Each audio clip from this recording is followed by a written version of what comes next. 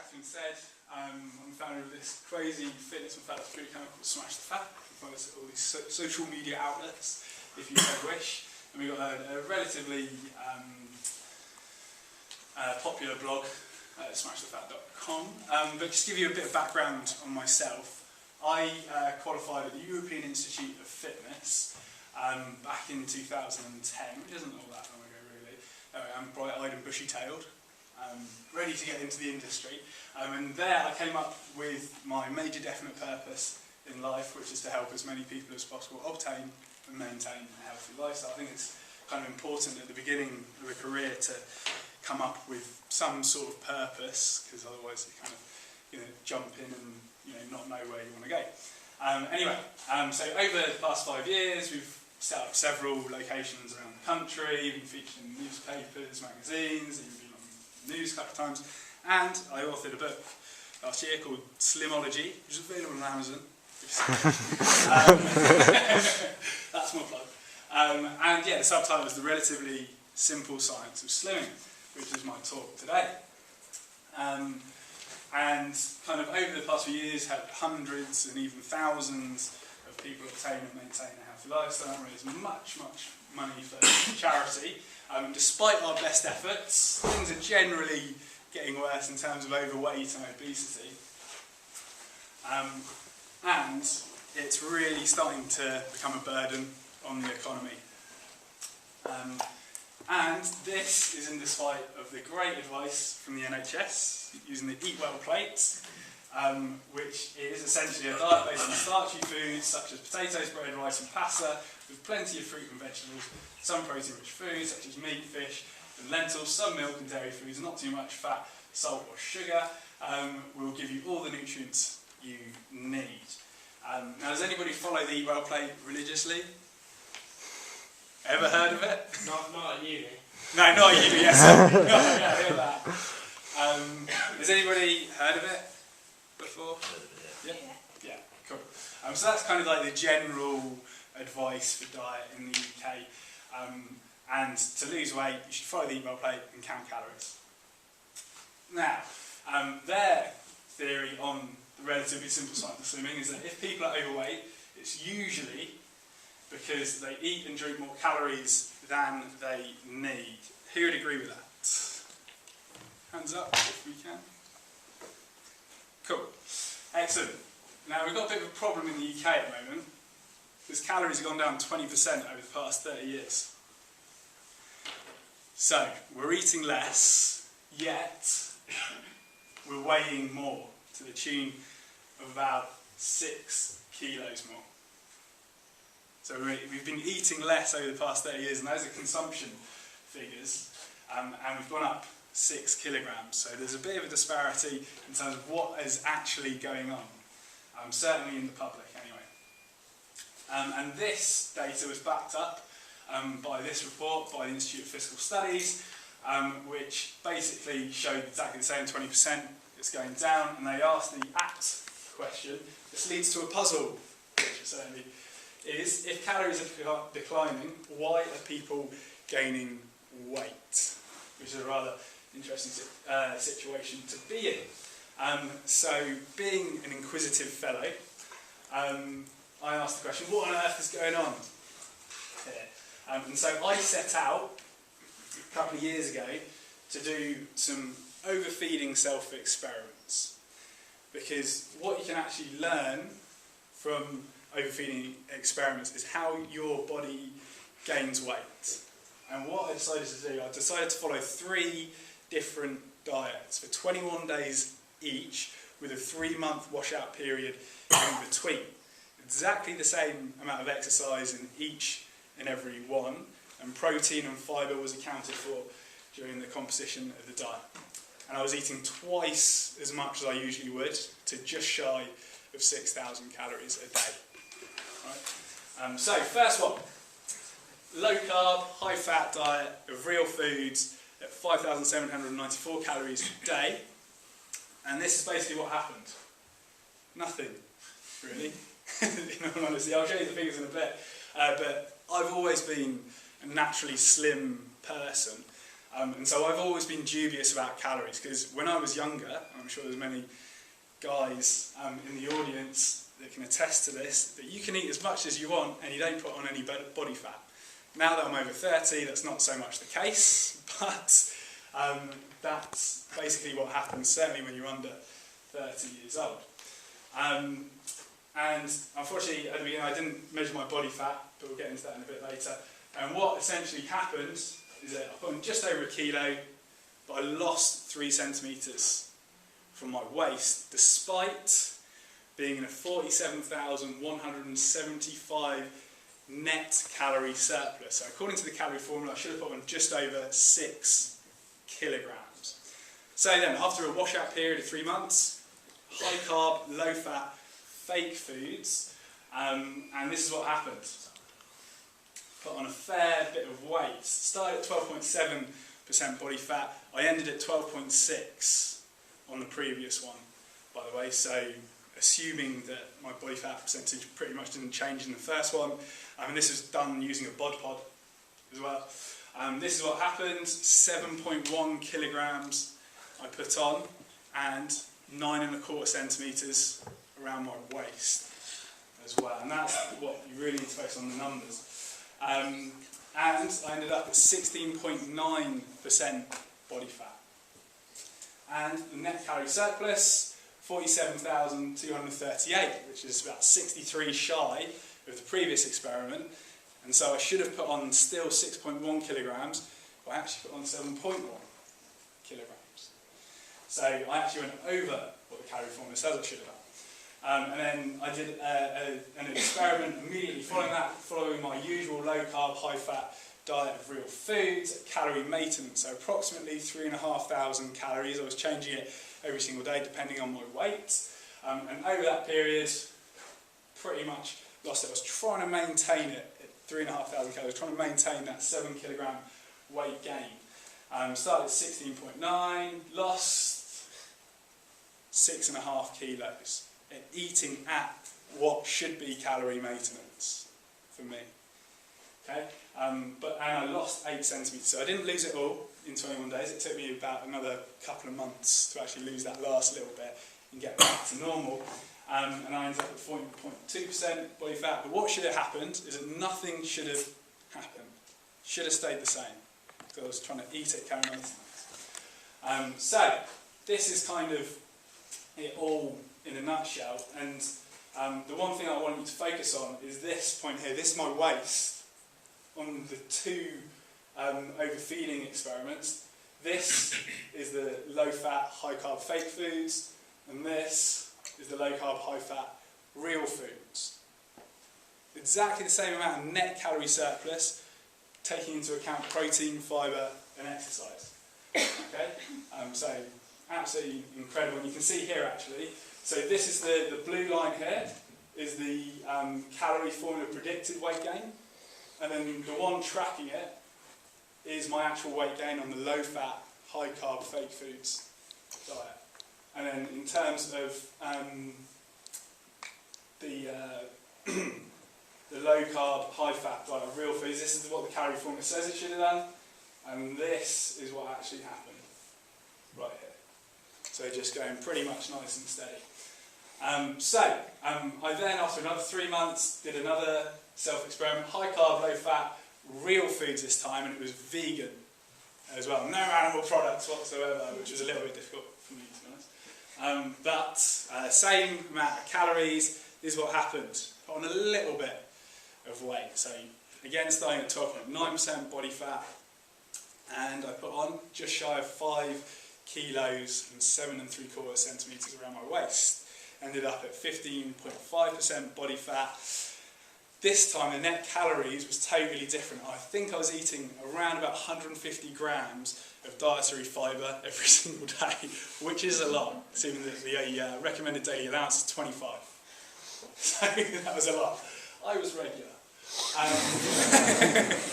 And so just shy of 40,000 calories, so 7,000 calories less. According to the calorie formula, that should be 2 pounds less, just shy of a kilo. And it was almost half a kilo shy of that. So it was kind of tracking the calorie formula. The only one that didn't really track the calorie formula is the low-carb, high-fat diet of real foods. Now, you might be thinking, this is an N of 1 for a start, total self-experiment, could have skewed it in any which way whatsoever, and that's absolutely true. And the only problem is that the randomized controlled trials actually show this is kind of what's happening. So, over the past 30 years, there have been 44 low-carb, Atkins-style diets, okay?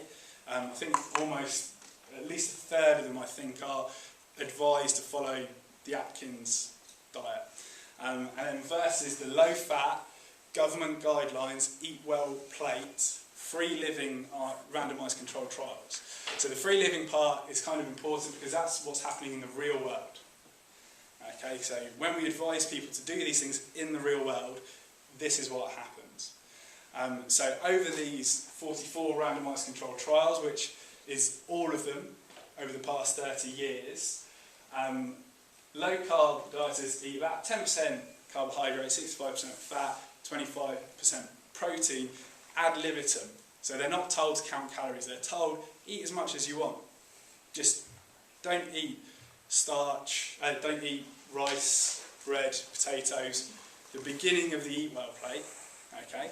And then low-fat dieters eat the standard 50% carbohydrates, 30% fat, 20% protein, and they're told to count calories. Eat 500 calories less than you're meant to, you lose a pound every week. Okay, so they end up overeating the same amount of calories, okay, for all the ones that we've got accounted for. Low carbers lose more weight in 40 of those trials, with 24 being statistically significant. Low fat dieters lose more weight in 2, with 0 being statistically significant. Okay? And with the added bonus, because a lot of people will think low carb diets, it's an Atkins diet, can't be healthy whatsoever. The low carb dieters that are following Atkins style diets become 3.5 times healthier than those on the low fat, eat well plate style diets, with better cholesterol profiles, more stable blood sugar and lower blood pressure as well. And what really grinds my gears is the fact that despite this pretty rock solid evidence in my eyes, randomised controlled trials being the gold standard, the BDA say there is more research needed into how safe or effective low carbohydrate diets are, despite those 44 randomised controlled trials, and following a low carbohydrate diet does not seem to help people lose weight and keep it off. This was in 2013 that they wrote this. Really brings into question their integrity, in my opinion. And on that same sheet, about carbohydrates, they say if we eat too little carbohydrate, our body will begin to use up some stored fat. In an obesity epidemic, that's probably what you want to do. Right? Just say. So, what's going on? This guy here is what's going on. Insulin. The overall action of insulin on the adipocyte, fat cell, is to stimulate fat storage and inhibit mobilization. It's pretty much in every single biochemistry textbook that you will ever read. This photo here, which is in this endocrinology and integrated approach, I'm sure some of you have read that or reference to it. It has this image there as well, where this person injected, she was a type 1 diabetic, injected insulin in the same spots on her thighs, and over 47 years developed these two. She had a normal BMI otherwise, but she had these two fat deposits there because of the insulin that she was injecting in the same place. Massive problem for diabetics, both type 2 and type 1. So, this is what's kind of going on here. It's called the threshold effect. So, when you get insulin low enough, then fat is mobilised from the adipocyte and start to be used. And what's going on in the population at large is that type 2 diabetes going up, a disease characterised by chronic insulin levels and an inability to metabolize carbohydrate healthily. And so because chronic insulin levels are going higher and higher year upon year, people are starting to store more body fat. That's the important thing to understand here. That it's not necessarily about the superficial energy balance that's going on here. It's about how much you're storing, and insulin has a large part to play in that. Certainly not saying quantity isn't involved there, because the more that you eat, the more insulin that you're going to secrete. Okay? So, a really good study to look at that kind of demonstrates this quite well is this. So you had low-carb dieters, very low-fat dieters, so vegan diet, 10% fat in the diet. Split them up into insulin-resistant and insulin-sensitive on both counts. Those who were insulin-resistant and low-carb dieters reduced their fasting insulin the most, and reduced their carbohydrates the most, and so lost the most amount of weight. That's the relatively simple science of slimming. It's about controlling insulin levels with the quality and the quantity of the food. Now, to give this a real-world example is Sir Steve Redgrave. Very nice chap, bloody good at rowing. And this was him on his 5th and last gold medal. And does anybody spot the difference here? This is on the podium. Huh? He's got a bit of a punch, isn't he? He's still bloody good at rowing, though. And the reason is because 3 years prior he was diagnosed as type 2 diabetic. They're all doing the same training. Exactly the same training. I'm sure nutritionists are trying to control everything that they're eating. But the reason that Sir Steve Redgrave had that little belly is because he had chronically high insulin levels. Okay? So it's not necessarily this superficial energy balance that's going on here. There's biochemistry into play. Biochemistry leads, physics follows. Okay? I'm certainly not trying to deny the second law of thermodynamics in any way, shape or form. It's in play, but it's not the whole picture when it comes to an open system such as the human body. Okay, and just to hit this point home with an example of exercise, this is a really good study. I don't know if some of you might have looked at this one at some point. 7 pairs of identical twins under 24-hour surveillance for 93 days, cycle twice a day or until they hit 1,000 calories every single day. Average weight loss was 5 kilos, but should have been 7.5 according to the calorie formula. Everything was trying to be tracked in terms of calorie maintenance and then trying to burn 1,000 calories through cycling every single day. The range, though, was 1.5 to 7.5 kilos. And the researcher Claude Bouchard, who I'm sure you may have heard of, described it as individual differences in response to the negative energy balance, which is kind of a strange thing to say, because everybody should react the same to negative energy balance. Again, biochemistry leads, physics follows.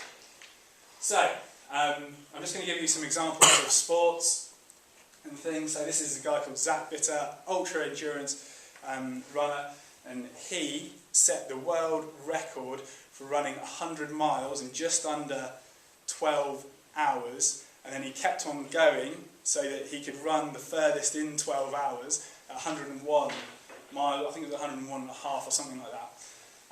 And he follows an Atkins-style diet. So it's totally possible to bring these into play, particularly with endurance exercise and endurance performance. And a lot of ultra-endurance runners are bringing this into play because, I'm going to go back to this here. So, if you think here, here's the fuel tank that's quite small. You've got this massive fuel tank on the back. This little fuel tank here is your carbohydrate stores, approximately 2,000 calories. But if you can access your body fat, you have thousands of more calories there to be burned. If you can lay down the metabolic machinery, which Zach Bitter has done, this guy here, Timothy Olsen, is another ultra endurance runner. And this guy here, Sami Inkinen, he's a Finnish endurance rower, follows a ketogenic diet for that very purpose. Because if you can access your body fat stores for that steady state exercise, then you can go for bloody ages, because you've got loads of it, compared to your carbohydrate stores. Guys that you want to follow, Jeff Folick, Steve Finney wrote a brilliant book called The Art and Science of Low Carbohydrate Performance, very important. This guy, Professor Tim Noakes, I'm sure some of you should have heard of him, wrote the book Law of Running, and this is essentially my bottom line. The randomized controlled trials of the past 30 years show people on an eat as much as you want low carb, high fat diet of real food show greater weight loss and better health outcomes compared to the current conventional calorie counting low fat, high carb diets despite eating the same amount of calories. It's not that an eat as much as you want, low carb, high fat diet is the solution for everyone, certainly not saying that. But it's definitely the best place to start in becoming slimmer and healthier, along with some smart exercise to increase muscle mass, which improves your insulin sensitivity, which makes it easier to slim down. That's generally what I think the government should be recommending, yet they're ignoring the scientific evidence at the moment. Hopefully they'll start listening, and hopefully you guys can be part of that as well. So thank you very much.